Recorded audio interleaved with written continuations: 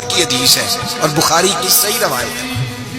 آپ فرماتے ہیں ایک مقام ایسا آیا تھا کہ سارے صحابہ پریشان ہو گئے اور سب کے ذہنوں میں سوال تھے, سب کے سب پریشان تھے. 1500 صحابی ہیں, نبی پاک نے خود احرام بندھوائے ہیں, فرمایا احرام باندھو عمرہ کرنا ہے. میقات مدینہ سے احرام بندھ گئے, صحابہ نے تیاری کر لی, لبیک پڑھتے ہوئے حدیبیہ کے مقام پہ پہنچ گئے. قریش مکہ نے روک لیا, 1 2 4 بندے نہیں 1500. احرام کس نے بندھوایا, کس لیے باندھا ہے؟ بولے نا, عمرہ کرنے کے لیے. حدیبیہ کے مقام پہ جب پہنچے تو نبی پاک صلی اللہ تعالی علیہ وسلم کے پاس عروہ بن مسعود ثقفی قریش مکہ کا سفیر آ گیا. اس نے کہا جی سال آپ عمرہ نہیں کر سکتے, آپ تو لڑائی کرنے آئے ہیں. حضور نے فرمایا نہیں, عمرہ کرنے ہیں. دیکھا نہیں احرام باندھے ہوئے. اس نے کہا 1500 بندہ ہے اور ہیں بھی سارے دلیر اور ہیں بھی کٹ مرنے کو تیار. اگر کسی ایک نے بھی نعرہ لگا دیا تو ہمیں تو بھگا دو گے تم سارے, ہم نہیں عمرہ کرنے دیتے. باتیں بڑھ گئیں, اختلاف ہوا, ادھر ادھر سے معاملات طے ہوئے. صلح, شرطوں پر صلح ہونے لگی اور شرطیں بھی ظاہراً ایسی تھیں کہ جو لگ رہا تھا کہ مسلمان دب کے صلح کر رہے ہیں, لگ رہا تھا. شرطیں لکھی گئیں, طے ہو گئیں. انہوں نے کہا جی ٹھیک ہے, اس سال آپ واپس چلے جائیں, اگلے سال عمرہ کرنے آئے. حضور نے فرمایا, توجہ ہے میری بات پر, یہاں کوئی بندہ کہہ دینا, ابا جی کہہ دینا بیٹے خیر ہو جائے گی, فلانا کام کر لے, تے بچے بعد گل پہننے نے کہتے تسا مینوں آکھیا جی کر لے. پیر صاحب تو خیر ویسے ہی گئے نا کام سے سرے سے, کہتے نے کہا پیر ہے, یہ کرامت ہی کوئی نہیں. وہ فیصل آباد کے پاس ایک بابا جی کی حکایت میں نے سنی. بابا جی کی ماننے والی زیادہ بیبیاں تھیں. بابا جی منگل والے دن فوت ہو گئے. انہوں نے کہا کدو کامل سی, کامل ہوں تو جمعے نو مردا, دن ہی نہیں چنگا لیا آپ پیر نے, اسی نہیں مرنا کو. تو اللہ والوں کی بات بڑی نرالی ہوتی ہے. بابا جی اٹھ کے بیٹھ گئے, کہنے لگے چلو یہ کیڑی گل ہے, جمعے نو مر جا گیا. تو یہاں تو لوگ منٹ منٹ پہ ناراض ہو جاتے ہیں نا, منٹ منٹ پہ لوگ ناراض ہو جاتے ہیں. ایک تو فوری طور پہ اب دیکھیں نا, حضور نے احرام بندھوائے, عمرہ کرنے کو کہا.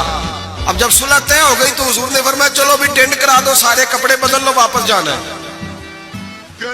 اب صحابہ کے ذہنوں میں سوال ہے کہ آپ نے کہا تھا چلو عمرہ کرنا ہے, اب حضور فرما رہے ہیں واپس جانا ہے. طواف کرنا, نہ طواف ہوا نہ صحیح ہوئی, ہمیں تو طواف کے لیے لایا, چلو واپس.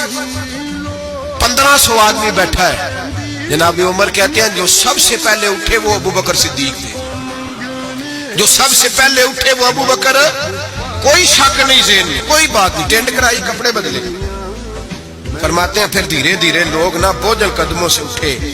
کہتے ہیں باقی تو ذرا ٹھنڈے تھے, بول نہ سکے, میں ذرا تیز مزاج تھا, مجھ سے غصہ سنبھالا نہ گیا. میں حضور کے خیمے میں, ترکی کپڑے کا خیمہ نبی پاک نے لگایا ہوا تھا. جاگ رہے ہیں آپ لوگ, بڑی خاص بات ہے, خاص توجہ سے سنو.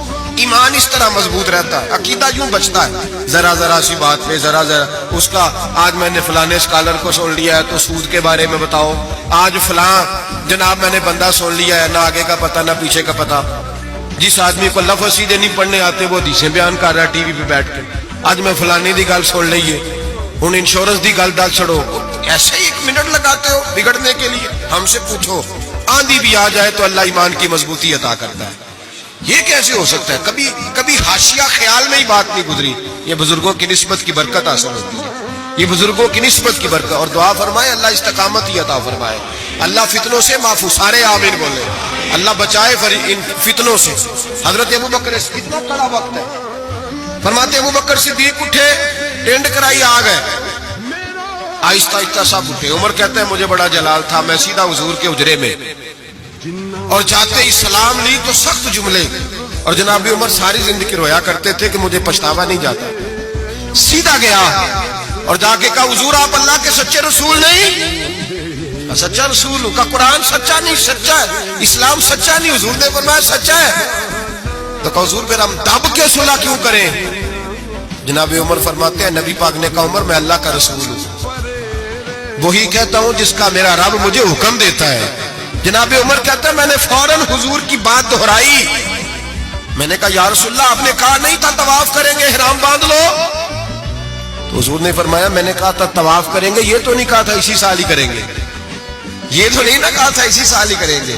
حضرت عمر کہتے مجھے تسلی نہ ہوئی, میرے اوپر غصے کا غلبہ تھا. میں باہر نکلا, सीधा अबू बकर के खैमे में, सीधा हुजूर की और जनाब सिद्दीक अकबर की मुलाकात नहीं हुई दरमियान में। मैं घुस गया जनाब सिद्दीक अकबर के खैमे में, और जाते ही सलाम के बाद वही सख्त जुमले। कहते हैं जब मैं दाखिल हुआ तो सारे परेशान हैं। अबू बकर तसल्ली के साथ खजूरें खा रहा, परवाह ही कोई नहीं, खजूरें खा रहे हैं।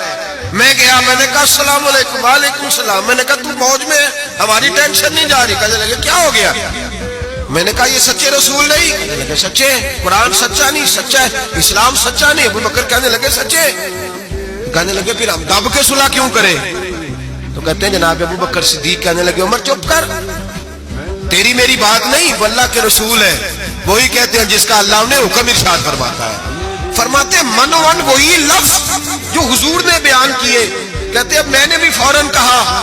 मैंने कहा इन्होंने कहा नहीं था काबे का तवाफ करेंगे। तो कहते हजरत अबू बकर सिद्दीक गुस्से में आ गए। कहने लगे तुझे तेरी मार होए, हुजूर ने कहा था काबे का तवाफ करेंगे, ये तो नहीं ना कहा था इसी साल ही करेंगे। मेरे रसूल ने कहा था तो इंशाल्लाह हम तवाफ करेंगे, इंशाल्लाह तवाफ करेंगे, लेकिन ये थोड़ी कहा था कि इसी साल ही करेंगे। जनाब सैयदना उमर फरमाते हैं मैं खैमे से निकल आया, आके बैठा, वुजू किया, गुस्सा ठंडा हुआ। तो मैंने कहा उमर ये क्या बात हुई यार? वही लफ्ज अबू बकर कहते हैं जो रसूल पाक ने बयान फरमाए, वही अंदाज जनाब सिद्दीक अकबर का है जो नबी पाक का है। फरमाते हैं फिर मेरी आंखों में आंसू आए और मैंने कहा उमर तूने ईमान में क्या आगे गुजर, तूने अमल में क्या आगे गुजरना है? अबू बकर का तो ईमान ही तुझसे बड़ा मजबूत है।